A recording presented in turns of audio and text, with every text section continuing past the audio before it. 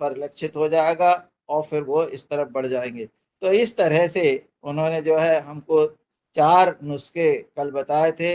उनके पास और भी नुस्खे हैं और उन्होंने वहाँ की व्यवस्था के संबंध में भी हमको जानकारी दी थी।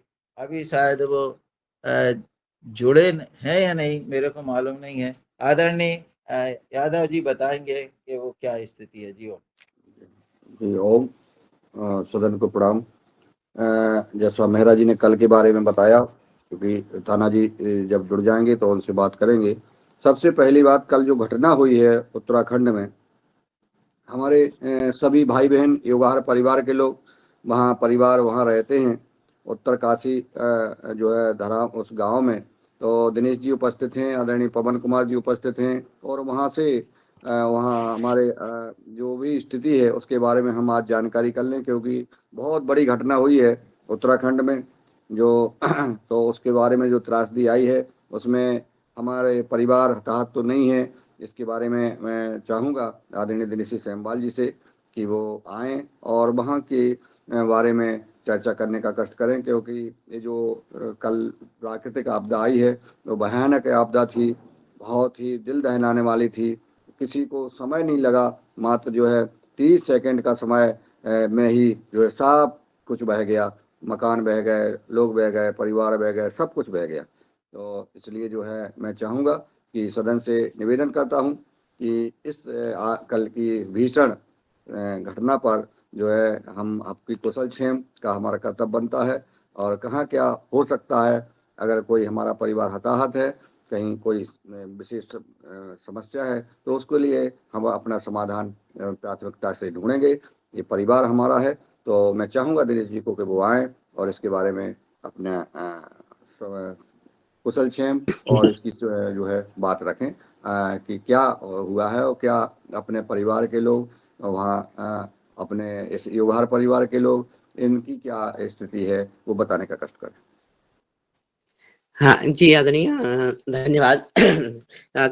कल जो ये घटना घटी और वास्तव में ये बहुत बड़ी घटना है।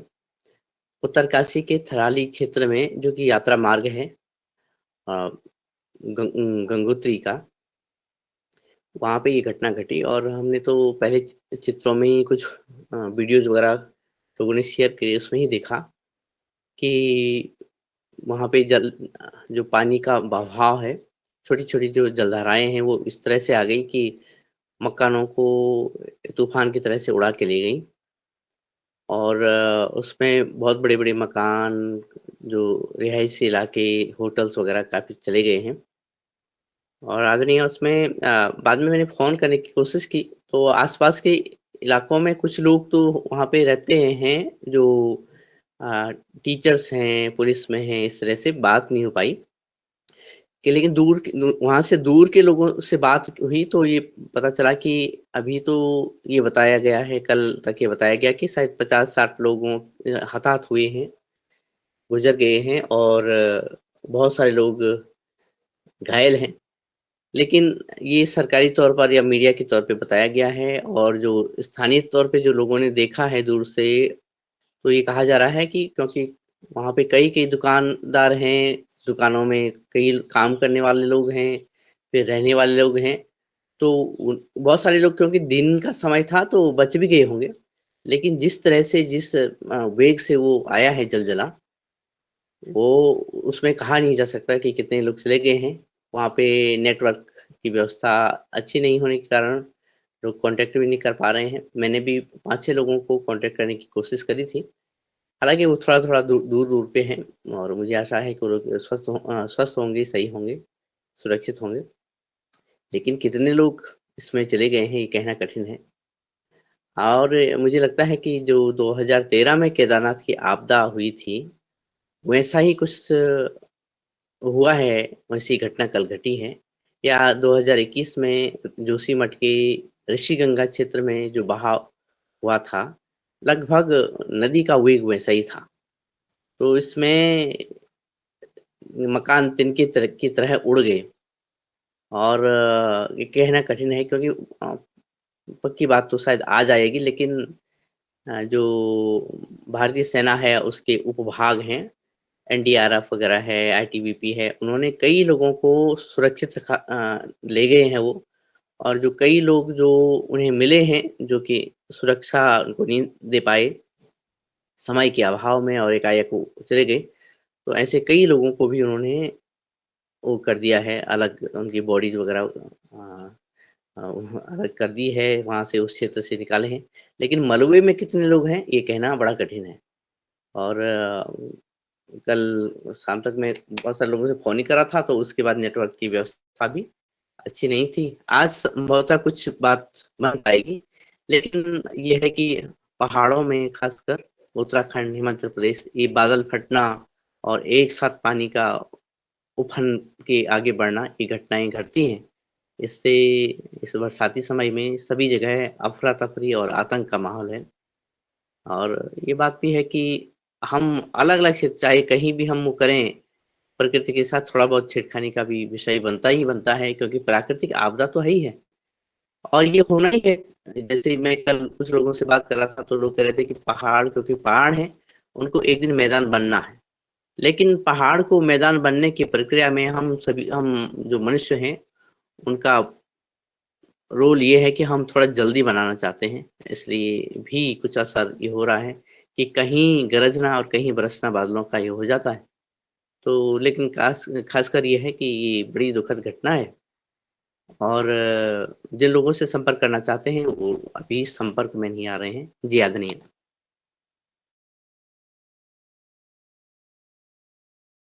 जी तो अभी कुछ स्पष्ट नहीं है कि कितना क्या हानि हुई है। जो देखा है, जैसे वो सीन जो दिख रहा था, उसमें लोग चिल्ला रहे थे और उस गांव में लोग भागे, कुछ कार वगैरह भी एक काली दिखाई दी थी और लोग भागे और इसी के बाद एक क्षण में जो है सब तबाह हो गया। जो मलबे से लोग दब गए, उनका अभी प्रशासन के तौर पर और अभी कोई निश्चित नहीं है कितनी जनहानि हुई है, परंतु ये जानकारी हो जाएगी। और अपने जो लोग भी आप परिचित हैं वहाँ उस गांव में, अगर कहीं उधर हैं, तो उनकी भी अपन कुशल क्षेम पूछ लें आदरणीय दिनेश जी सम्बाल जी।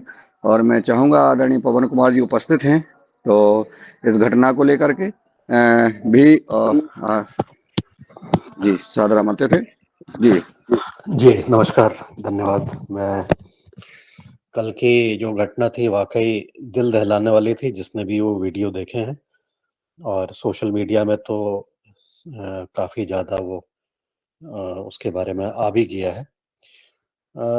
ये घटना के बारे में तो दिनेश जी ने बता भी दिया है, हमने वीडियो में भी देख लिया है और ये हम इसलिए देख पाए क्योंकि ये घटना दिन के टाइम पर हुई है और इसके बारे में पता लग गया। सामने की पहाड़ी के लोगों ने वीडियो बना लिया, तो हमें पता लग गया कि कैसी स्थिति होती है जब इस तरह की आपदा आती है, बादल फटने की बात होती है और जो हमारा पूर्वानुमान है, उस पर भी हम क्या किया जा सकता है, ये संभावनाओं पर भी मैं बातचीत करूँगा।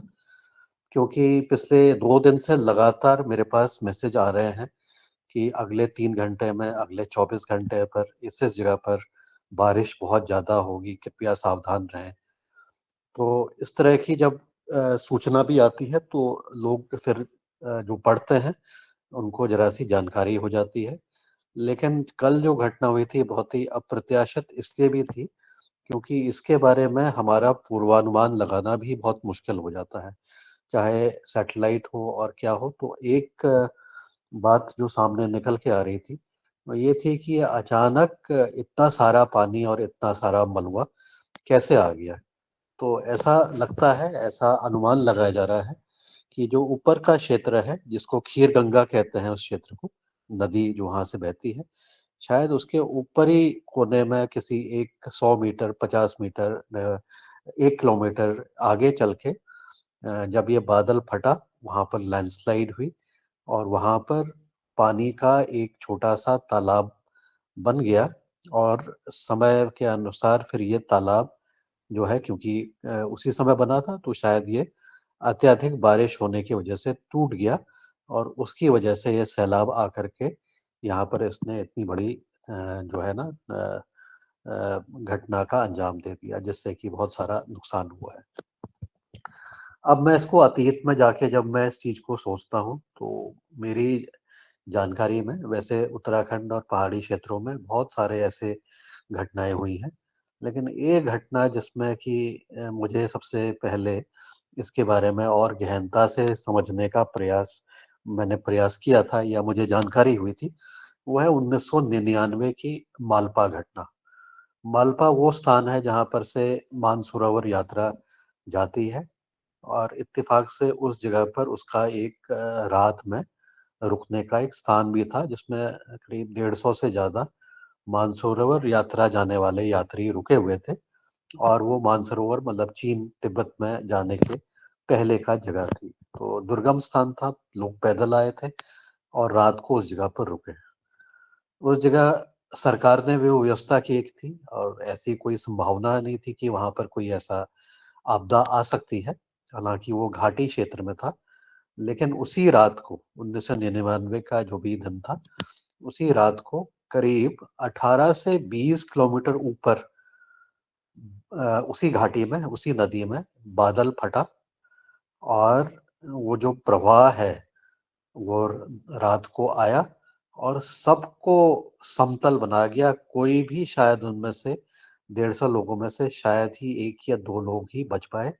तो ऐसी घटना जो कि अ, अब बादल फटा 20 किलोमीटर दूर और नुकसान हुआ हमारे यहाँ के जो यात्री हैं मानसरोवर रूट में जाने वाले रात्रि, जो रात्रि विश्राम कर रहे थे रात को 2 बजे, तो किसी को भागने का, किसी को बचाने का, ना किसी जानकारी देने का कोई भी मौका नहीं मिला। तो ऐसी घटनाएँ जो थी पहली बार जब मैंने देखा, समझा, तो हमें फिर पता लगा कि ये प्रकृति के सामने हम बेबस हैं, हमारी साइंस हम जो भी कर लें, उसमें बहुत ज़्यादा परेशानी है। इसी प्रकार से उत्तरकाशी नहीं, आपके रुद्रप्रयाग जिले में जहाँ दिनेश जी हैं, वहाँ पर एक मधमहेश्वर नाम की एक जगह है। वहाँ पर एक गाँव था, वहाँ पर गाँव में रात के समय में सामने की पहाड़ी टूट करके पूरे गाँव के ऊपर ही गई। वो गाँव का भी नामो-निशान मिट गया। मैं उस जगह पर गया था कई साल पहले की घटना है। तो सब कुछ वहाँ पर तहस-नहस हो गया। तो ना किसी में कोई अच्छा, ये बारिश हुई होगी वहाँ पर, कोई ऐसा भी नहीं हुआ कि पानी आ गया। सामने का क्षेत्र का पहाड़ टूट के नदी के उस पार के पहाड़ में न गाँव के ऊपर गिर गया। तो अब ये तो चीज़ें हैं कि हमारे जो पर्वतीय क्षेत्र हैं, हिमालयी क्षेत्र हैं, वो नई पहाड़ियाँ हैं, वो हिमालय अभी भी 1 सेंटीमीटर हर 100 वर्ष में ऊपर खिसक रहा है और ये प्राकृतिक रूप से ऐसी घटनाएँ होना ही है। अब इस प्राकृतिक घटनाक्रम में जब आदमी जो नदियाँ हैं उनके बहाव को रोक के उसके किनारे सब ये जब जोड़ना-तोड़ना का काम शुरू करता है, अपना घर बनाने का काम शुरू करता है, नदी के प्रवाह को रोकने का काम करता है, तो कभी न कभी तो ऐसी घटनाएँ स्वाभाविक रूप से ही आती हैं, ऐसा कहा जाता है। तो हमें बस ध्यान ये देना है कि किस तरह से वहाँ पर रहा जाए और कितना सम्मान प्रकृति को किया जाए। क्योंकि अभी कुछ दिन पहले और भी जगह पर ऐसी घटनाएँ हुई हैं, जैसे केदारनाथ की घटना हुई है, तो जहाँ-जहाँ पर मनुष्य ने अतिक्रमण किया है, वहाँ पर नदी ने, प्रकृति ने अपना रूप दिखाया है। अब ये कब दिखाएगी, कैसे दिखाएगी, इसके बारे में हम प्रिडिक्ट नहीं कर सकते हैं और केवल हमारी संवेदनाएँ हो सकती हैं उन लोगों को जो कि अपनी परिस्थिति की वजह से वहाँ पर रहे और वहाँ रह रहे हैं या उन्होंने वहाँ पर जीवन यापन करने का अपना एक तरीका निकाला। लेकिन फिर भी ज़रा-सी रिस्क वाली बात सब जगह है। अब हम मैदानी क्षेत्रों में देखते हैं तो वहाँ भी दूसरे तरह के रिस्क हैं, वहाँ पर भी इस तरह की घटनाएँ हो जाती हैं।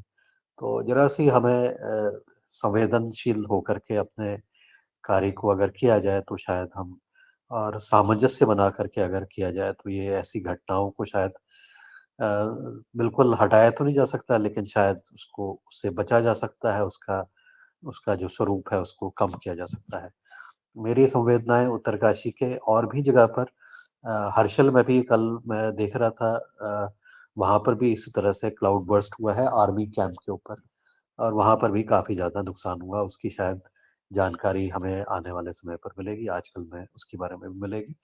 और इस प्रकार से ये जो घटनाएँ हैं हमारे क्षेत्रों में, पहाड़ी क्षेत्रों में हर साल कोई न कोई घटना होते रहती है। हर साल उसका स्वरूप अलग रहता है, अलग-अलग चीज़ें रहती हैं और कई बार जो घटनाएँ हैं वो मानव निर्मित होती हैं क्योंकि रोड बनाने का काम बहुत ज़्यादा जब से होने लग गया है ऐसे जगह पर जहाँ प्रकृति और इकोलॉजी फ्रेजाइल है, तो वहाँ पर तो और ज़्यादा घटनाएँ बढ़ती ही चली जा रही हैं। उसको रोक नहीं पा रहे हैं, चाहे हमारे कितने ही बुलडोज़र काम कर लें। बद्रीनाथ हाईवे का हमारा जो कार्य है, वहाँ पर कुछ जगह ऐसी इतनी खराब हो गई हैं कि वो हर साल उसमें यात्री फँसते ही हैं और कुछ न कुछ उसमें सरकार भी फिर उसमें काम करती रहती है। तो ये लगातार इस तरह से जो चीज़ें हो रही हैं, ये ज़रा-सी चिंतनीय विषय है क्योंकि उसका सबसे ज़्यादा ज़िम्मेदार अगर कोई है तो वो आदमी है, मानव है, उसके कार्य हैं और यहाँ पर भी जो ये क्लाउड बर्स्ट भी जो हो रहा है, वो इसलिए भी हो रहा है, आप इसको सोचिए, इसके बारे में चिंतन करने की ज़रूरत है कि ये क्लाउड बर्स्ट क्यों हो रहा है? ये क्लाउड बर्स्ट इसलिए हो रहा है कि हमने जो पानी है एटमॉस्फेयर में उसकी क्वांटिटी बढ़ा दी है। क्यों? क्योंकि हमने ग्राउंड वाटर से पानी निकाला, ज़मीन के अंदर जो पानी था वो निकल रहा है बाहर, वो निकल के कहाँ जाएगा? वो भाप बन के ऊपर जाएगा। भाप बन के ऊपर जाएगा तो कहाँ वापस जाएगा? ज़मीन के अंदर तो सीधे जाएगा नहीं, तो उसने बरसना ही है। अब वो कहाँ बरसेगा, कैसे बरसेगा, इसका निर्णय और इसका हम नहीं कर सकते हैं। ये हमारे नियंत्रण में नहीं है। तो ऐसा हम करते हुए आगे अपना को ज़रा-सी संवेदनशील तरीके से इस पर विचार करना है और जो भी हम कर सकते हैं, जो हम काम कर सकते हैं, मेरा अनुरोध है कि जो भी पानी हम ज़मीन से निकालते हैं, उसको ज़मीन में जितना ज़्यादा पानी हम वापस से डालें, स्वच्छ रूप से बरसात का पानी जितना ज़्यादा ज़मीन के अंदर जाएगा, उतना ज़्यादा हमें उसका फ़ायदा मिलेगा, खेती के लिए भी और बाकी जो रिलेटेड चीज़ें नहीं भी हैं, उसका ही फ़ायदा हमें मिलने वाला है। क्योंकि आप देखेंगे मॉइस्चर बहुत ज़्यादा हो गया है, ह्यूमिडिटी बहुत ज़्यादा हो गई है। ह्यूमिडिटी ज़्यादा हो गई है उसमें एटमॉस्फेयर में पानी ज़्यादा हो गया है, उसका कई सारे और प्रभाव पड़ रहे हैं। आपके कीट-पतंग, व्याधि, रोग ये भी इनकी भी मात्रा बढ़ रही है। इसके साथ ही हमारी मनुष्य को होने वाली बीमारियों में भी ज़्यादा उसका प्रभाव पड़ेगा। इसके अलावा जो कार्बन सिक्वेस्ट्रेशन होता है, कार्बन जो हम कह रहे हैं कि ज़्यादा हो गया है, शायद उसका भी कोई न कोई रिलेशनशिप इस माध्यम से है। तो ज़रा-सी हमारा ये चीज़ों पर हम ध्यान देने की ज़रूरत है और हमारे योगाहार में भी इस कार्यक्रम में भी इस विषय पर आगे चिंता, मनन, कार्य करने की ज़रूरत है। तो आज की हम जो भी वहाँ पर लोग नुकसान हुआ है, बहुत भारी नुकसान है। अचानक से ही एक झटके में अच्छे खासे आप रह रहे थे, अगले मिनट में आप नहीं हैं, अगले मिनट पर आप बेघर हो गए हैं। ऐसी जब व्यवस्था हो जाती है तो बड़ा आघात पहुँचता है। मनुष्य को, उनके परिवारजनों को जो आर्थिक रूप से ला नुकसान हुआ है वो तो ख़ैर है ही, लेकिन जो मानसिक रूप से और वैसा आघात है, वो बड़े दूरगामी उसके परिणाम रहते हैं। तो हमारी संवेदनाएँ उन लोगों के प्रति है। सरकार भी शायद अपनी तरफ से पूरा मेहनत कर रही है, कार्य कर रही है। आप लेकिन वो जगह आप देखेंगे तो बिल्कुल एक समतल मैदान-सा बन गया है और ऊपर से पानी भी अभी आ ही रहा है, कचड़ा, पानी, मलबा जो भी है, कीचड़, वो सब आ रहा है। तो इसको समझने में और इसको होने पर समय लगेगा और साथ ही ऐसी स्थितियों में जब हम प्रिडिक्ट भी नहीं कर सकते हैं कि अब क्या होगा, तो ऐसे में भी थोड़ा-सा मुझे लगता है कि सोचने की ज़रूरत है कि क्या इसका पूर्वानुमान लग सकता था? क्या इसके बारे में पता लग सकता था कि बादल कहाँ फटने वाला है? शायद अभी साइंस को और तकनीक को इसके ऊपर और ज़्यादा काम करने की ज़रूरत है। इतना कह के मैं अपनी वाणी को विराम देता हूँ। सबको नमस्कार। धन्यवाद। जी बहुत ये आपने जो जी आदरणीय पवन सर ने जो घटना के बारे में बताया और विभिन्न बिंदुओं पर चर्चा की, दिनेश जी शर्मा जी का हैंड रेस है, मैं उनको आमंत्रित करता हूँ। जी दिनेश जी। हाँ जी, आदरणीय, मैंने असल में हैंड रजिस्टर किया कि आदरणीय पवन सर ने जो घटना बहुत पुरानी, लगभग 1999 98 99 की बताई, 98 की। वो याद मुझे भी आई। हम छोटे थे और मधमेश्वर घाटी में मेरा घर है, तो उस दौरान मेरे घर से कोई 1.5 किलोमीटर या 2 किलोमीटर ऊपर बादल फटा। हालाँकि जिस घर में हम थे वो तो बच गया था, लेकिन उस बादल फटने की वजह से मेरे घर के दोनों तरफ से पूरा जितना हमारे बगीचे थे, वो तो नीचे के मकानों में चले गए। नीचे के मकान जो रोड साइड पे थे, चाचा जी का पूरा मकान चला गया। इस साइड से जो गाँव का जो दूसरा तोप था, वहाँ का परिवार 2-3 परिवार चले गए और मेरे घर से कोई 15 किलोमीटर दूर, वहाँ जहाँ पे आदरणीय पवन सर कह रहे थे जो घटना घटी, पूरा मलबा ऊपर गाँव में चला गया और गाँव तबाह हो गया। तो उस समय की ये घटना थी जिसको आज हम जब याद करते हैं तो अब लगता है कि बहुत ताज़ी घटना है। और उस रात हमको एक अखरोट के पेड़ के नीचे रहना पड़ा। पूरा मकान छोड़ दिया हमने कि वो उसके आस-पास भी पूरी दरारें आ गई थी, वो भी खिसकने वाला था। उसी कारण हमें पलायन करना पड़ा उस क्षेत्र से। और फिर बाद में सुना कि जो मालपा एरिया है, जो आदरणीय सर ने कहा है कि पिथौरागढ़ एरिया में वहाँ पे भी ऐसी घटना घटी।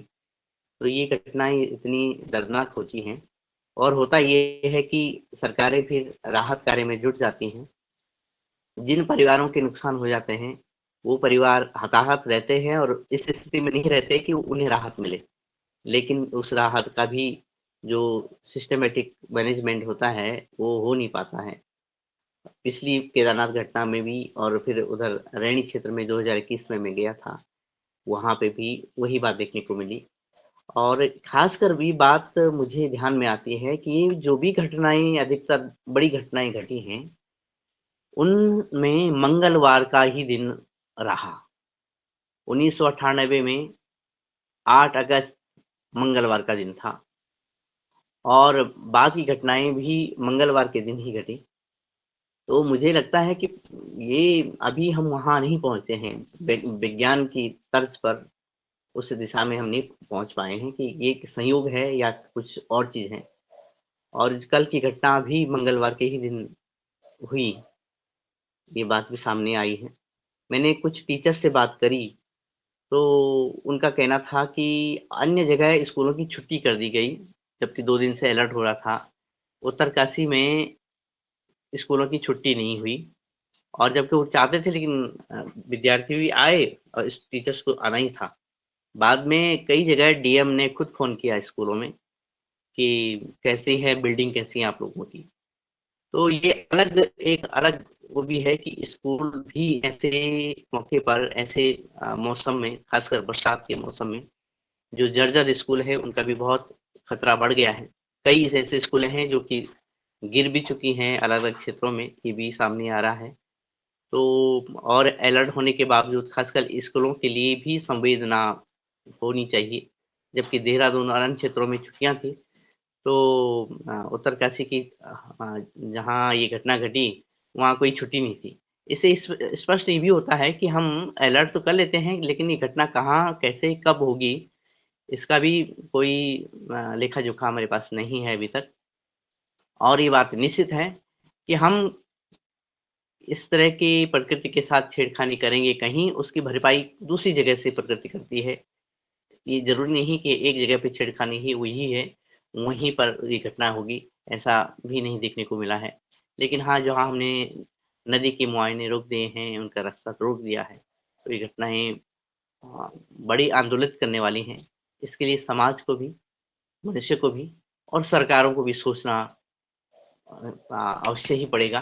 क्योंकि अभी जब उत्तराखंड के खास के रास्तों की बात की जाए, तो हमने ऑल वेदर रोड बनाई है, अपने लिए सुविधाएँ तो अर्जित की हैं, लेकिन दुविधा भी हमने तैयार कर दी है। और आने वाले समय में क्या-क्या होता है, कुछ कई जगह की जो संकेत हैं कई जगह से, वो अच्छे नहीं हैं। मैं आदरणीय पवन सर ने याद दिलाई तो फिर मैं उसी याद में थोड़ा चला गया था और मैं पुनः आदरणीय सदस्यों के पास आता हूँ और आदरणीय मुनीलाल जी भाई साहब के पास आता हूँ कि वो इस संवेदनशील माहौल में इस वार्ता को आगे बढ़ाएँ। जी, बहुत बहुत धन्यवाद दिनेश जी। जैसा कि आपने आदरणीय पवन कुमार सर ने बताया है कि ये घटनाएं लगभग होती रहती हैं और उसका पूर्व में हुई हैं और अभी हुई हैं। उसके लिए हम सब लोग अभी लास्ट में जो भी हताहत है उनके लिए श्रद्धांजलि करेंगे। और हमारे तानाजी जो है कनेरा मठ से आ गए हैं और पवन कुमार जी इसके पहले कल शायद नहीं जुड़े थे, तो छोटा सा हल्का सा उनको बता दें कि कनेरा जो कनेर मठ है इनमें जो है वार्षिक त्योहार उत्सव मनाने के लिए तय किया गया है और आदरणीय हमारे तानाजी ने सब हरी झंडी दे दी है कि जितने भी लोग रहेंगे सारी व्यवस्थाएं वहां से हो जाएंगी, आप लोग तय करें। तो और कल जो है जो प्राकृतिक जैविक खेती के लिए किसान के लिए 3-4 प्रकार की पद्धति बहुत आवश्यक है जिसका समाधान किसान को नहीं मिलता है, जिसके कारण रासायनिक खेती कर रहा है। एक तो मिट्टी, दूसरा जो है कीट प्रबंधन, नींदानाशक और जो है इन विधियों के बारे में कल इन्होंने जो बहुत ही विस्तार से आदरणीय रमेश चंद्र मेहरा जी ने भी बताया, आदरणीय तानाजी ने बताया था और सारे प्रकल्प वहाँ हैं गौशाला से लेके बहुत कुछ, तो उस बारे में तय हुआ है। तो मैं इसके लिए चाहूँगा कि अगर तानाजी आज उपस्थित हैं और आदरणीय दिनेश जी सेमवाल जी उपस्थित हैं तो आज जो है आदरणीय तानाजी से संवाद करने का कष्ट करें और इस पे चर्चा भी करें। आज पवन सर उपस्थित हैं। जी दिनेश जी। हाँ जी आदरणीय, कल जब तानाजी से बात हुई, हालांकि पिछले दिनों भी ये वार्ता हो रही थी कि कोई ऐसा स्थान हम देखें जिसमें कि योगाहार का वार्षिक उत्सव संपन्न हो सके। तो पिछली बार गर्मियों में अलग मौसम के प्रतिकूलता के चलते अलग-अलग स्थानों का चयन तो हम कर रहे थे, लेकिन उसके साथ हम पीछे भी हट रहे थे। अब समय आया है कि एक माकूल मौसम सितंबर-अक्टूबर में रहता है, तो यही जब चर्चा आगे बढ़ी, तानाजी ने कन्हेरी मठ के बारे में बताया। वो बहुत बड़े क्षेत्र में फैला हुआ आश्रम है, जहाँ की उनका उनके ही कैंपस में केवी है और कृषि विज्ञान केंद्र, और बहुत बड़ी गौशाला वहाँ पे है और खेतों में प्राकृतिक खेती की जो अनुप्रयोग वहाँ पे किए गए हैं, ये बात आदरणीय तानाजी ने बताई है। और साथ में वहाँ पे जो बहुत ही प्राचीन शिव मंदिर है और अन्य भी बातें, वहाँ पे रहने की व्यवस्था भी कल जब आदरणीय प्रणाली मराठे जी जो सिंधुदुर्ग से हैं, वो कह रहे थे कि मैं भी आऊँगी, सिंधुदुर्ग से आना है, तो वो कह रहे थे कि आप नहीं, आपका पूरा सिंधुदुर्ग भी आए, तो यहाँ पे इतनी जगह है, यहाँ पे आ सकते हैं। और जी आदरणीय दिनेश जी सेमवाल जी, जी, मेरा मेरा ऐसा जी, निवेदन है जैसा तानाजी ने कह दिया है, अपन लोग सब समझ गए हैं।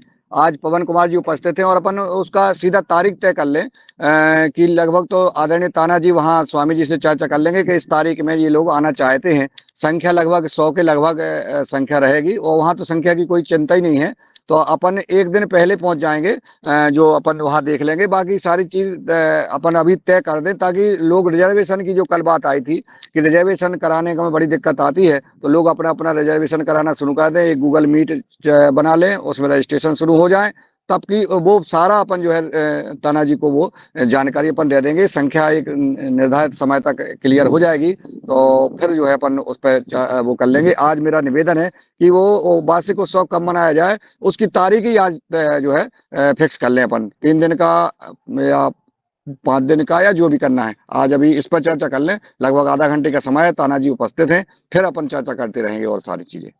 जी जी, जी आदरणीय। तो ये मैंने संक्षिप्त में इसलिए बताया कि आदरणीय पवन सर कल के सत्र में नहीं थे और इस तरह से बातें हुई हैं, इस तरह से जानकारी मिली है, आदरणीय तानाजी भी उपस्थित हैं।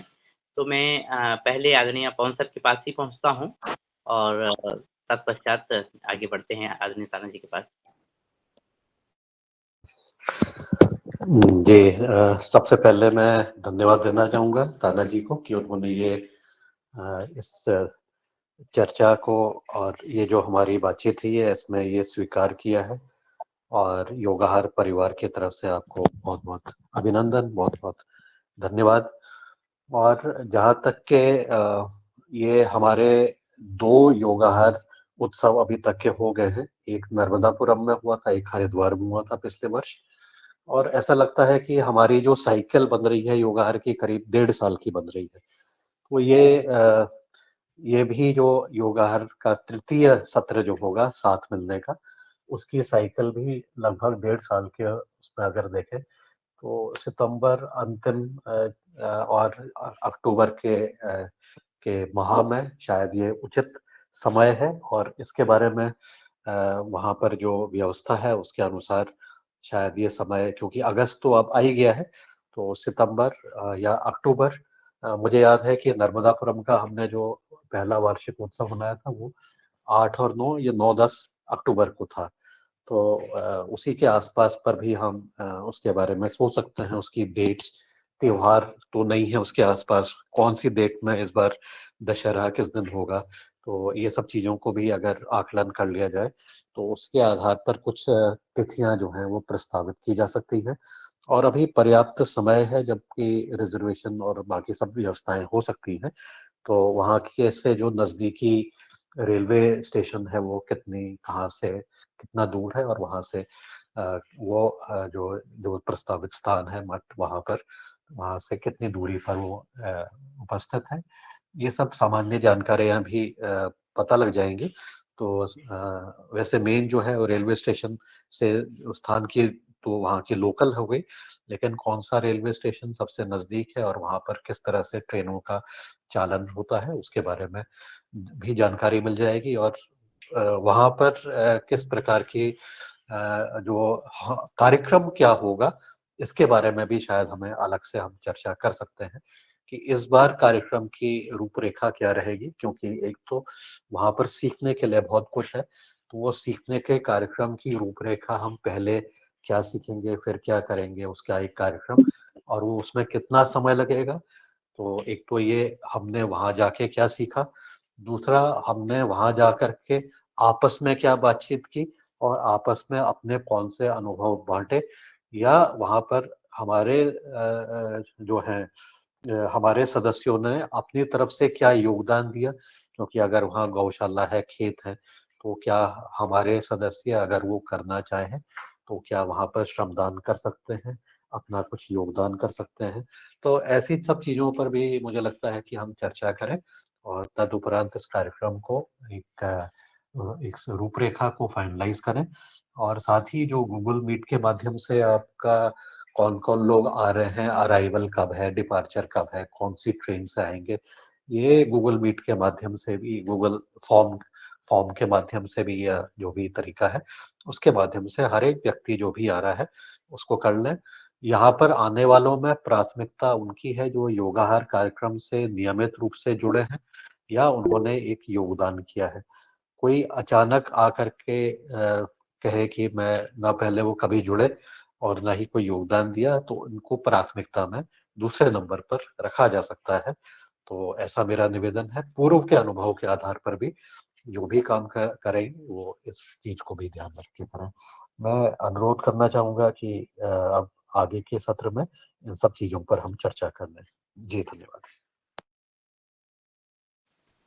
जी, आदरणीय। और जो बात अलग-अलग जगह से सिंधुदुर्ग क्षमा करिएगा, जो कन्हेरी मठ पहुँचने की बात थी, तो उसमें जो हमारा कन्हेरी मठ के नज़दीकी रेलवे स्टेशन है, वो कोल्हापुर है।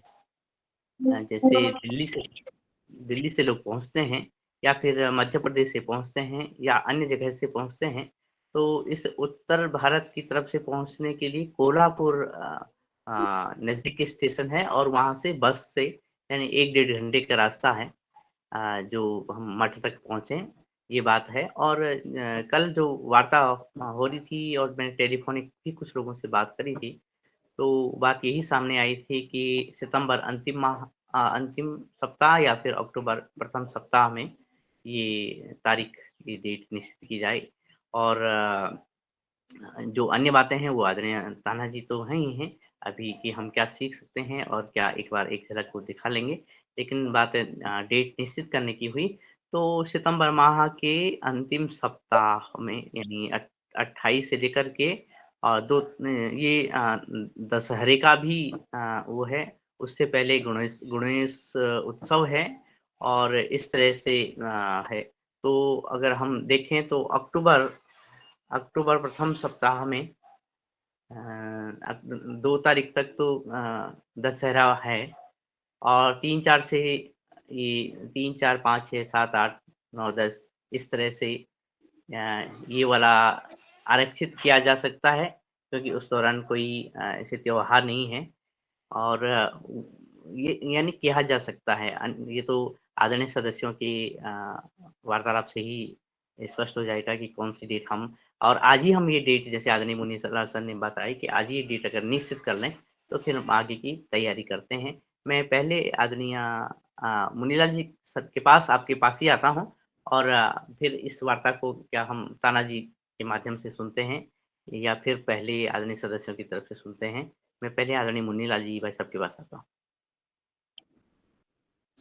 जी, जैसा आपने सारे त्योहार देख लिए हैं, और अपन जो है अपनी तारीख 7, 8, 9 अक्टूबर रख लें, और फिर आप ताना जी को आमंत्रित करता हूँ कि ताना जी आए और इसके बारे में अपना हम सबको मार्गदर्शन दें। 7, 8 और 9 अक्टूबर को 3 दिन का जो कार्यक्रम है, उसमें जो है ये लगभग 6 तारीख को रात में सब लोग आ जाएंगे, और 7 को सुबह से लेके पूरा विजिट होगा, 8 को होगा, और 9 तारीख को एक समारोह के तौर पर हम सब लोग बैठेंगे, एक आम सभा टाइप की करेंगे, सब अपना अपना अनुभव शेयर करेंगे, जो सीखा है, क्या जाना है, क्या ये सारी चीजें हो जाएंगी। और परम पूज्य स्वामी जी का आशीर्वाद, सब आप पूरे कनेरे मठ के सभी वैज्ञानिकों का, आदरणीय ताना जी का, सबका ये होके, और रात में जो है 9 तारीख की रात में और या 10 की सुबह सब लोग जो है वहां से प्रस्थान कर देंगे। ऐसा हमारा, अब मैं ताना जी को आमंत्रित करता हूँ, इस पर अपना मार्गदर्शन प्रदान करें।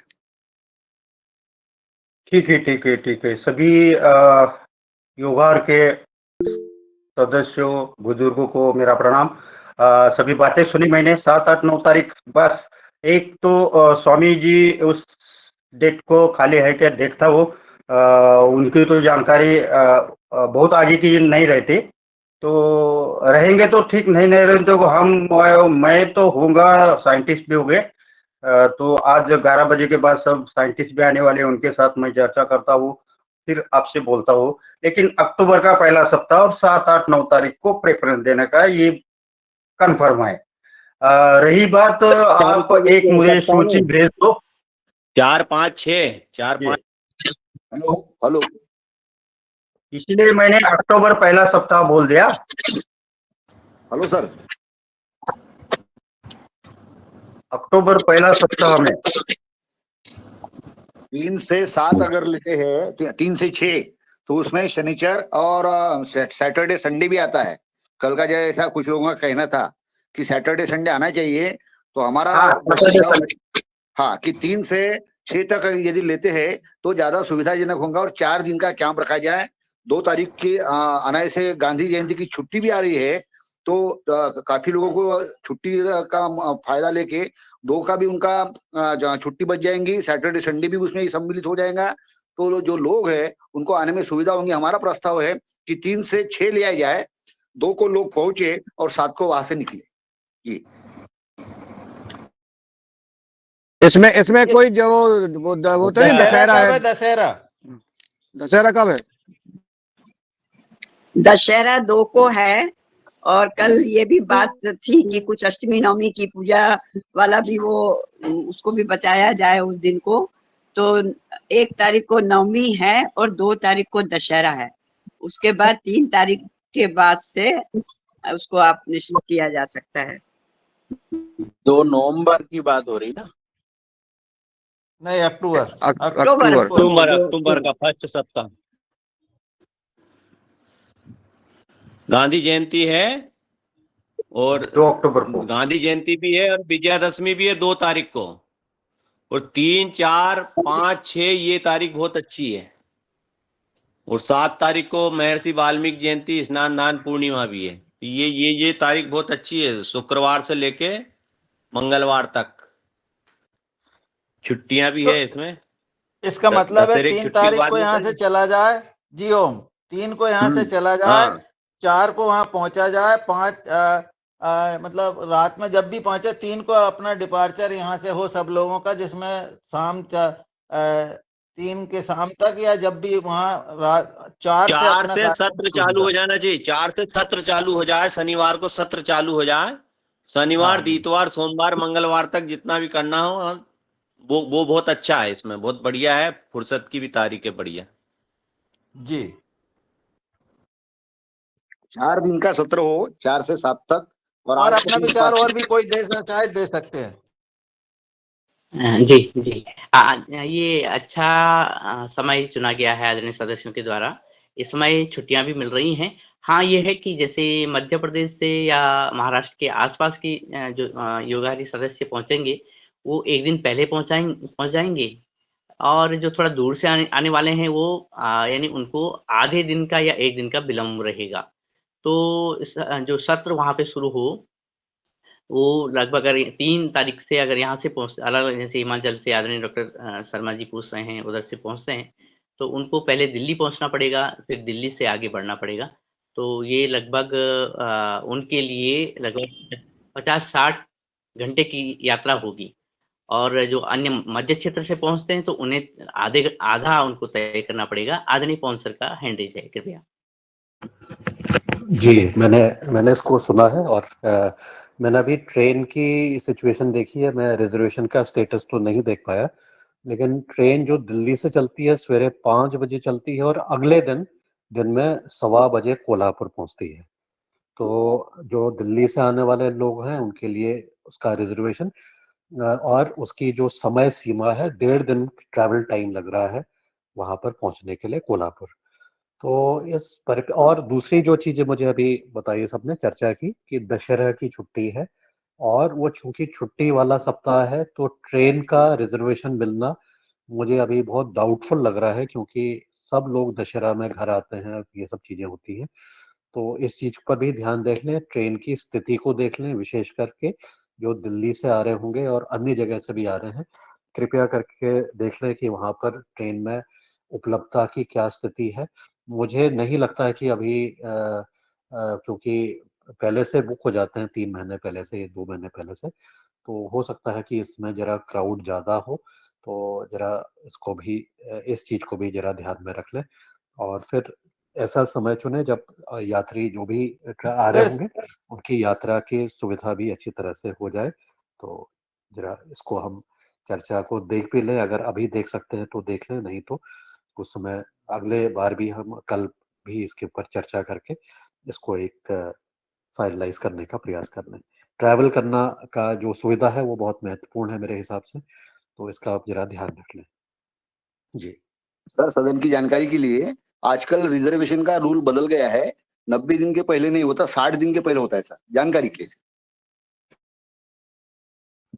हाँ, हाँ। जी, जी, जी। वो मैं 60 दिन ही कह रहा था, 90 दिन तो पहले का था, लेकिन फिर भी 60 दिन के ऊपर हम आ गए हैं, तो जरा मैं ये कह रहा हूँ कि ट्रेन रिजर्वेशन की स्थिति को एक बार देख लें, जो भी अलग-अलग गंतव्य से आएँगे, और उसको करने के बाद फिर हम देख लेते हैं।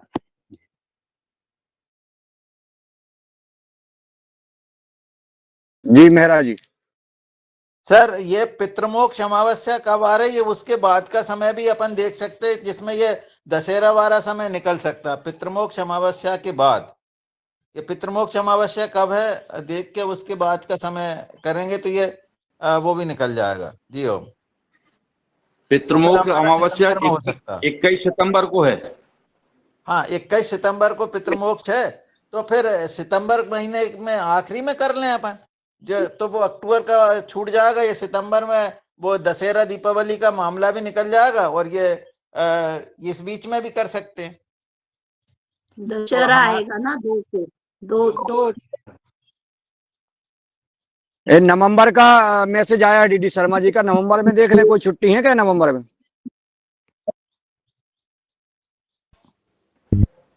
नवंबर में तो सभी किसान बिजी रहते हैं, बोनी होती है नवंबर में खेती किसानी चालू हो जाती है, फुर्सत नहीं रहती उसमें। हाँ, नवंबर में किसान, इसलिए अक्टूबर ठीक है, और वो ये 4-5-6 तारीख ठीक रहेगी, हमें लग रहा सबके हिसाब से। अब एक और ये रिजर्वेशन ही मिल जाएगा, ऐसी कोई वो नहीं है, सब लोग देख ले जब एक वो तारीख अच्छी है। हाँ, या फिर सितंबर एंड में कर लो तो भी अच्छी है। हाँ ये तो सितंबर एंड में देख लो आप, आज क्लियर कर लो, पर नहीं तो उसमें लेट हो दुर्गा जाएगा। जी रहेगी। नहीं तो नहीं हो पाएगा। दुर्गा जी बैठेगी, दुर्गा जी। ये 4, 4, 5, 6 का ठीक है। और आज तानाजी चर्चा कर ले, अपन तय कर दो, तो तारीख प्रस्तावित कर दो तानाजी को, तानाजी ताकि अपने उसमें मठ में चर्चा कर ले कि ये हाँ, ठीक है ना। 3 से 6 तक बना लो व्यवस्था, है कि नहीं?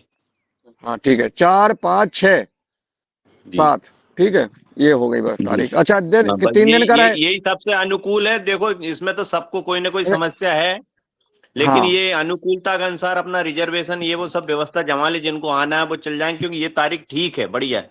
बाकी चलिए आदमी फिर बिजी हो जाएगा। चलिए अब अगले अगले उस पर करेंगे कि 3 दिन का रहेगा, 4 दिन का, 5 दिन का, कितने दिन का रहेगा। ओम जी, मैं कुमार बबन से बिहार से बोल रहा हूँ सर। मुझे बिहार से वहाँ महाराष्ट्र मुझे जानकारी नहीं, और तो दशहरा और दशहरा ना, लेकिन 4 का होगा तो मुझे लगता है कि पहुंचेंगे, नहीं पहुंच पाएंगे बिहार से। आप तो एक हफ्ता पहले चल दो वहां से। नहीं एमपी 2, 4, 5 का हो रहा है का, तो 4, 5 में तो नहीं पहुंच पाएंगे।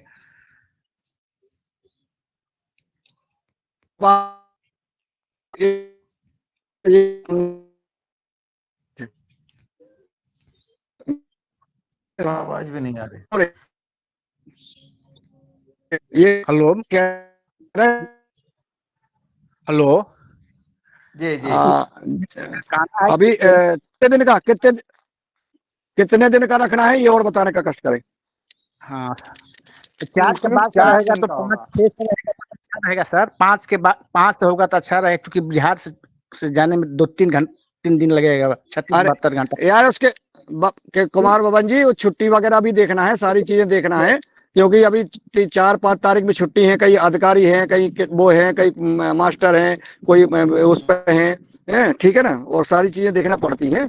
तो अपन उसका बना लेंगे व्यवस्था। ये एक व्यक्ति के हिसाब से आप आ जाना, कोई दिक्कत नहीं है, आप फ्री हैं।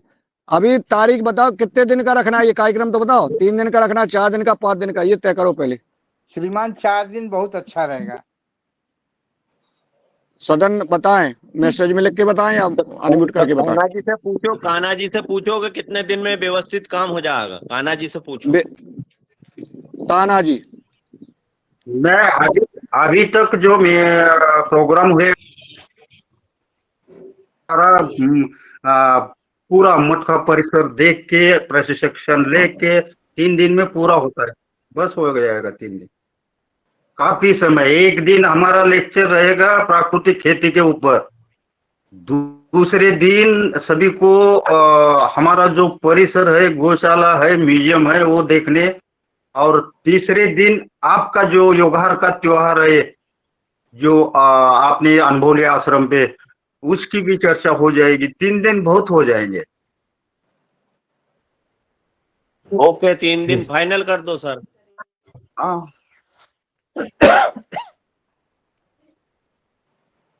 3 दिन में पूरा हो जाएगा, बजट वगैरह पूरा हो जाएगा। हो जाएगा। हाँ, कोई बचे ना, क्योंकि इतने दूर से आ रहे हैं और बहुत महत्वपूर्ण जगह है वो। तो अगर 3 दिन का, इसको 4 दिन कर लिया जाए। 4 दिन का रखा जाए इसको, 4 दिन का अच्छा रहेगा। 4 दिन का ही रखा जाए। वहाँ पास में यदि कोई अच्छा स्थान है, धार्मिक स्थान है, या कहीं और कोई चीज है, तो उसको भी देख सकते हैं जी। हो ऐसा कर लो, 3 दिन का कर लो विजिट, 3 दिन का विजिट कर लो, चौथे दिन अपनी सभा कर लो, ठीक है ना। चलो फाइनल। ठीक, चलिए हो गया, ठीक है, हो गया है। अब इस पे जो है अपन आज अभी मीटिंग कर लेंगे इसमें, और अभी वेबिनार कर लेंगे अपन अलग से, और ताना जी वहाँ चर्चा कर लें, ठीक है ना। ये ठीक है सब। ताना जी, हेलो 4, 5, 6, 7 ये 4 दिन का कार्यक्रम रहेगा। अब रिजर्वेशन आप हिसाब से करा लो।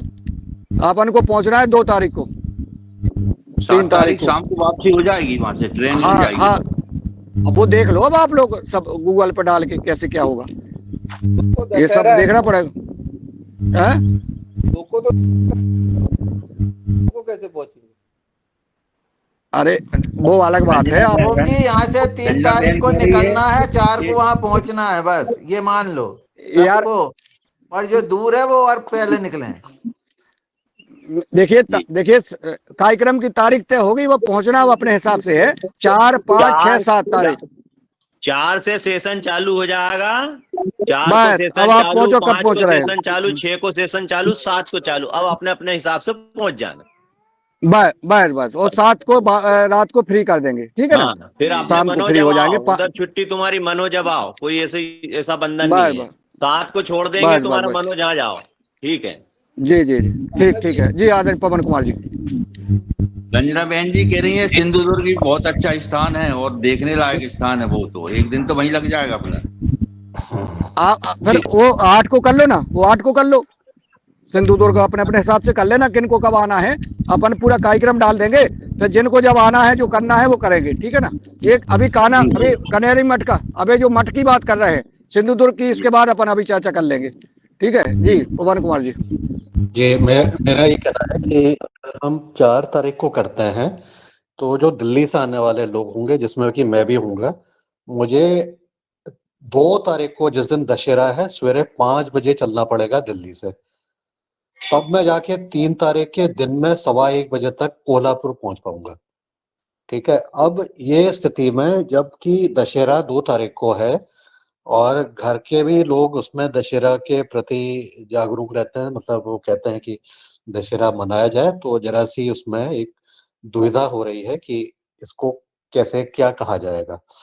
और इस चीज को ध्यान में रखते हुए अगर डेट्स में आगे थोड़ा आगे बढ़ सकती हैं तो उचित रहेगा, अच्छा रहेगा। क्योंकि दशहरा है, फिर वो त्योहार का दिन है और त्योहार घर में ही मनाने की बार बार बात की जाती है। तो जरा सी इसको देखना पड़ेगा कि जो दूर वाले लोग हैं, जो 3 को चल रहे हैं उनके लिए तो ठीक है, लेकिन जो 2 तारीख को चलेंगे उनके लिए मुश्किल होगा कि ये किस तरह से इसको आगे किया जाए। तो इसमें मेरा अनुरोध है कि जो लोग बाहर से आ रहे हैं, दूर से आ रहे हैं, अगर हिमाचल से भी आ रहे हैं और भी यूपी से भी जो आएंगे, बिहार से भी जो आएंगे, उन सबका जो ट्रैवल टाइम है कम से कम 30 घंटे से ज्यादा का होगा। 30-35 घंटे का होगा, क्योंकि काफी दूर है यहाँ से, जो दिख रहा है गूगल मैप में। तो जरा सी इसके बारे में भी विचार कर लो जी। जी डॉक्टर साहब, जी डॉक्टर रोशनलाल राव जी। जी सर। सर ये जो आदरणीय पवन सर को, मतलब ये 3 को भी पहुंचने में, 3 की 5 बजे पहुंचने में भी दिक्कत होगी, क्योंकि 2 को अगर दशहरा मनाएंगे सर, तो मतलब वहां से आने में, मतलब सुबह 4 बजे वाली बस से भी निकलेंगे तो वो ट्रेन से भी निकलेंगे तो पहुंच नहीं पाएंगे 5 बजे वाली ट्रेन में। तो ये थोड़ा सा अपन इसको 5, 6, 7, 8 इस तरह से कर दें। वही तारीख आ गई ना, कर दो 5 से कर दो। चलो 5 से हो जाएगा, ठीक रहेगा। भाई साहब 7 तारीख की भी छुट्टी है वाल्मीकि जयंती की, मध्य प्रदेश में तो है, बाकी जगह नहीं मालूम। तो ठीक है, सरकारी छुट्टी 7 की, तो 4, 5, 6 का वो है, छुट्टी है। थोड़ा सा बड़ा मन करके इसको ऐसा कर ले, क्योंकि सबकी असुविधा होगी। मतलब सीधा अगर हम दशहरे के बाद रखेंगे तो थोड़ा व्यवस्था हो जाए, उस हिसाब से मतलब हम लोग बड़े आसानी से पहुंचे सबको, मतलब घर में त्योहार मना के, तो ऐसा रहे तो थोड़ा ठीक रहेगा, ऐसा निवेदन था। जी जी बिल्कुल। सिंगारिया जी। एक मिनट, एक और था मेरा, ये डीवाई पाटिल का ही है ना ताना जी? ये केवीके जो है डीवाई पाटिल वाला है। हेलो हाँ ताना जी, आवाज आ रही मेरी? ताना जी है क्या? आवाज नहीं आ रही है। मेरी आवाज नहीं आ रही? आ रही है ताना जी, आ रही है। हेलो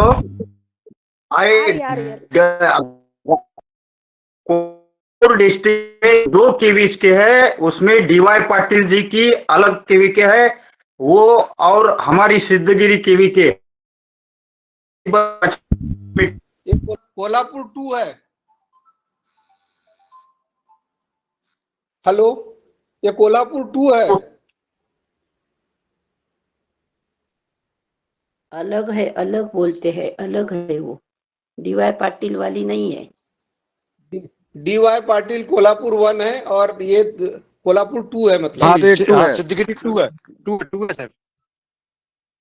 ओके, ठीक है। ठीक है। आदरणीय और किसका था? हाँ, सिंगारिया जी। सर मैं ये बोल रहा था कि आपका जो है कोल्हापुर ना देखें, आप मिरज देखें। वो मिरज जो है वहाँ के लिए पर डे गाड़ियाँ हैं मिरज के लिए, और कोल्हापुर वहाँ से मात्र 50 किलोमीटर की दूरी है, तो वो ज़्यादा सुविधाजनक रहेगा। मिरज यदि स्टेशन देखा जाए तो वीकली आपको पर डे वहाँ के लिए गाड़ियाँ हैं, जो रिजर्वेशन यदि आप कराते हैं तो पर डे आपको मिरज जी जी मिरज जी जी जी मिरज जी जी। एक मिनट, मिरज दिल्ली से भी टच है ना? नहीं, आपका पुणे से डायरेक्ट गाड़ियां मिरज के लिए। मिरज नहीं, मिरज जो है वहां से, मिरज से जो है कोल्हापुर 50 किलोमीटर है, ये बोल रहा था मैं। नहीं, मिरज जो स्टेशन है आपका, जी तो ये कहीं से भी आ सकते हैं मिरज में? हाँ जी, वो तो जंक्शन है आपका। जैसे दिल्ली से ट्रेन आती है वहाँ? जी दिल्ली से गोवा एक्सप्रेस आती है। जी दिल्ली से गोवा एक्सप्रेस आती है सीधी। जी, काफी गाड़ियां हैं गोवा के तो लिए, ठीक है, वहीं से आती हैं। ये ठीक है, मिरज लिख लिया जाए स्टेशन, मिरज स्टेशन लिख लो सब लोग। मिरज लिखिए आप, क्योंकि कोल्हापुर के लिए मात्र एक गाड़ी, वीकली गाड़ी है फ्लाइट है ना वहाँ पे कोल्हापुर में? फ्लाइट का पता नहीं है। हाँ, फ्लाइट भी है बड़ी एयरपोर्ट पे कोल्हापुर में। ये ठीक है, पर कोल्हापुर फ्लाइट है तो ये अच्छा है। चलिए, फ्लाइट भी है और स्टेशन ट्रेन भी है, बस भी है, सारी सुविधाएं हैं। तो मिरज स्टेशन लिख लें सब लोग, कोल्हापुर मिरज जंक्शन, मिरज जंक्शन लिख लें अपन लोग सब लोग। मिरज वो ज्यादा सुविधाजनक ज्यादा रहेगा। वो जिला कौन सा है वहाँ? कोल्हापुर ही लगेगा। कोल्हापुर, ठीक। सांगली, मिरज सांगली है। मिरज सांगली में आता है। जी ताना जी, ये कोल्हापुर की तो चप्पल फेमस है ना, कोल्हापुर की चप्पल वहाँ पे? अरे बहुत फेमस है, गुड़ और चप्पल कोल्हापुर का ब्रांडेड जीआई मानांकित है। सर भाई, एक बार कोल्हापुर का आइए। साइज चप्पलों की साइज रख ले में, जिससे चप्पल लाने में दिक्कत नहीं होगी। सब नंबर वगैरह नोट कर ले चप्पल के। नहीं, नोट करने की जरूरत नहीं ना, परिवार सहित जाएंगे तो। चप्पल पहनने वालों को ही रख लो। अपनी जाएंगे ना, अपने पैसे जाएंगे ना। हाँ, अच्छा, अब मैं ताना जी 5 तारीख का लगा है सबने, 5, 6, 7 बोला है, 5, 6, 7, 8, ठीक है, एक दिन और बढ़ा लूं जी। अब फाइनल कर दे 5 तारीख भाई, सदन। बिल्कुल कर दिया जाए जी। हाँ, फाइनल किया जाए। ठीक है दिनेश जी। ये अच्छी डेट है, सभी के लिए शायद सही बैठेगी। और मैं ये कह रहा था कि 4 दिन की जगह 3 दिन हो जाएं तो ये भी अच्छा ही बैठेगा, कि 3 दिन में पूरा पाठ्यक्रम हमारा परिक्रमा के साथ ही पूरा हो सकता है। 3 दिन उचित नहीं दिनेश सर, वो दीदी के यहाँ भी लेंगे ना, वो दीदी के यहाँ तो जाना है ना, वो सिंधुदुर्ग जाना है। एक दिन सिंदूर के लिए रखो ना, एक दिन। 3 दिन तो मठ का ही चाहिए, 3 दिन मिनिमम मठ के लिए चाहिए। 3 दिन मठ में रहेंगे। दिल्ली से 2 ट्रेन मिलेगी डायरेक्ट।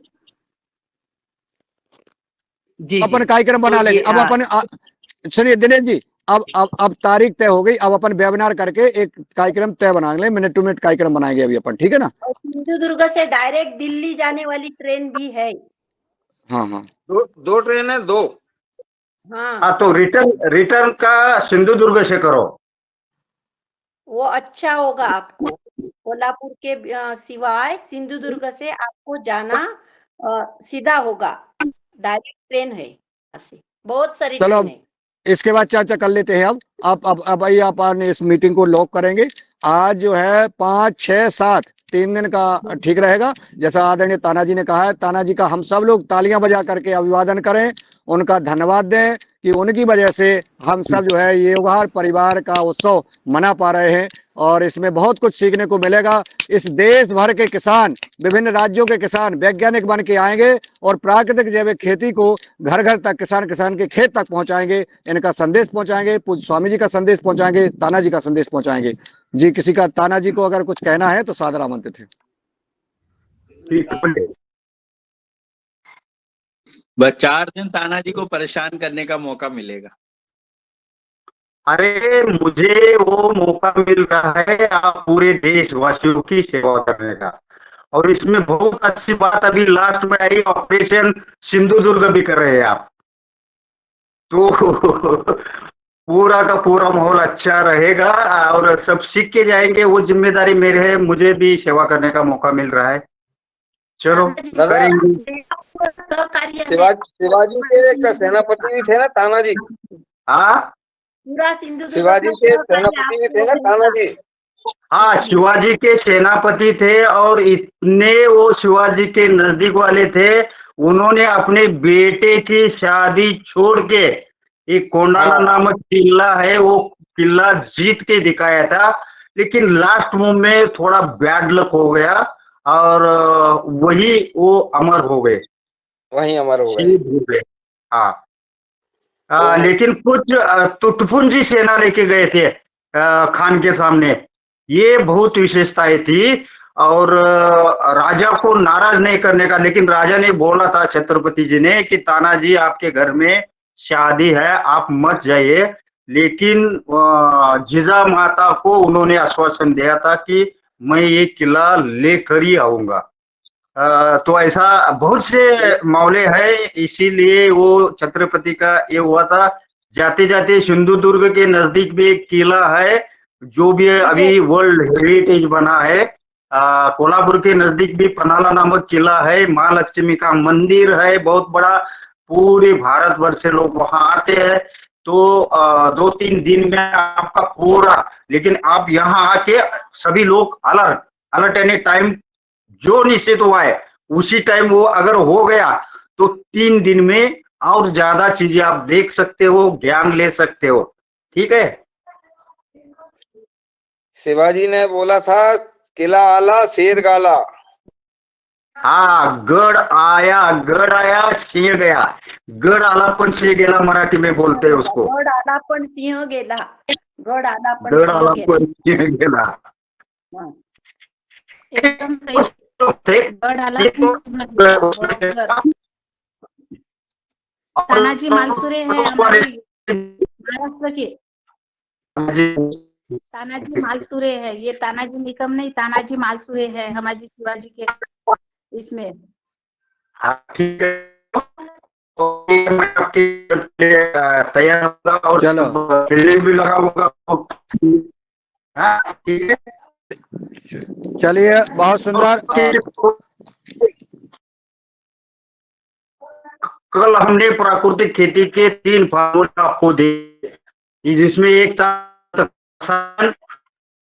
दूसरा था जो स्प्रे के लिए चल रहे वो जल शुद्धिकरण के लिए जलो, और तीसरा जो लोग जार का रसायन बनाएंगे वो तुरंत ही आपकी प्राकृतिक खेती में बम्पर फसल ले लेंगे। जैसे मुझे मौका मिलेगा अगले बहुत से फार्मूले हैं और जो बहुत अच्छे हैं, जिससे बहुत फसल के लिए रिटर्न मिलते, मट्टी सुपोषित होते, ऐसे फार्मूले कल से हम शुरू करेंगे। कल भी हम जुड़े रहेंगे, कल भी मुझे थोड़ा वक्त है। ठीक है जी जी, तो और बहुत किसी को सुंदर। कुछ बात करना है तो कर सकते हो।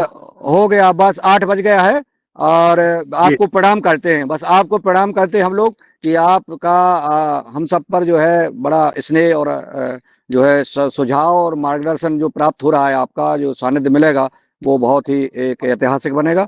आप सबको प्रणाम। चलिए अब चलते हैं, एक समाप्त करते हैं। कल मुन्नीलाल सर जी, कल ट्रेन पे चर्चा हो जाए, सब लोग आज अपनी अपनी ट्रेनों के विषय में पता कर लें, तो कहाँ उतरना है वहाँ ताना जी को बताना पड़ेगा ना कि कहाँ से वो पिकअप करेंगे, कैसे क्या होगा। हेलो, कल सब परिवार के साथ में आए इस बार कम से कम। हाँ, अभी हाँ बिल्कुल बिल्कुल, अभी ग्रुप में चर्चा कर लेते, ग्रुप में मैसेज डालना शुरू कर दे, अपन अपनी अपनी बात ग्रुप में डाल दें। ग्रुप जो एगोहार प्रथम ग्रुप है और एगोहार उसमें अपन जो है आपस में लिख दे, तो एक दूसरे आज योगा कार्यक्रम का आभार करा देती हूँ। कर दो जी, कर दो आप बहन जी। आज के योगाचार्य जी आदरणीय दुर्गा प्रसाद भैया जी ने बहुत सुंदर 4 दिन से लगातार योग की सेवा दे रहे हैं, उनका मैं बहुत बहुत प्रथम सत्र में अभिनंदन और धन्यवाद आभार व्यक्त करती हूँ। द्वितीय सत्र में हमारे यहाँ के मुख्य वक्ता के रूप में आदरणीय तानाजी निकम जी, सिद्धगिरी मठ कोल्हापुर, और बहुत सुंदर चर्चा हो रही है कि हमारे यहाँ महाराष्ट्र में सब युगार उत्सव मनाया जा रहा है, और तो स्वागत वंदन अभिनंदन। और मैं भी महाराष्ट्र से हूँ, तो आप सबका स्वागत करती हूँ।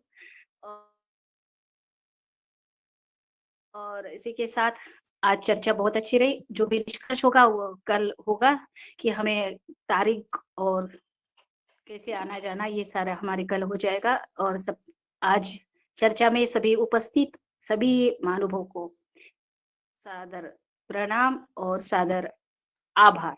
कल फिर से युगहार कार्यक्रम में मिलते हैं सुबह 7:30